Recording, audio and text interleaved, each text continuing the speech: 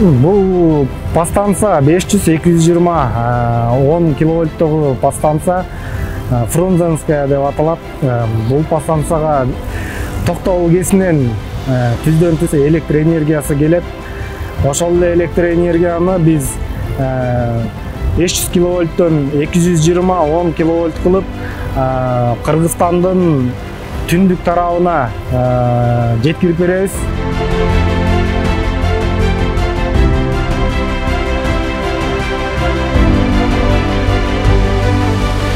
Азыркы учурда болсо ОЗПга Кудай буйруса багы алдыда койгон пландар артта калган жок. Өз учурунда жасап атабыз. Сиздер көргөндөй реактор 500 киловольт учурдагы баа оңдоп түздөө жумуштарын аткарып атабыз.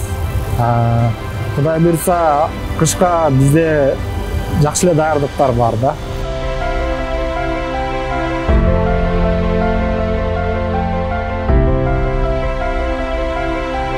Бизде дагы включательдер калды эле.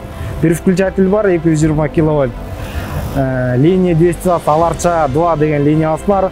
Ошол жумуштарды аткарсак, ошол менен бул айдагы пландагы жумуштарды толук аткарылып бүтөт. Октябрь айында ошондой эле реактор 500 киловольт, линия 500 шу деген реакторубуз бар. Реакторный группа. Ошол группаны дагы октябрь айында текущий ремонттон багы өткөрүп алсак, ошол менен биз бул жылдагы баягы плановый жумуштарыбызды толук түрдө аткарып бүткөн болобуз.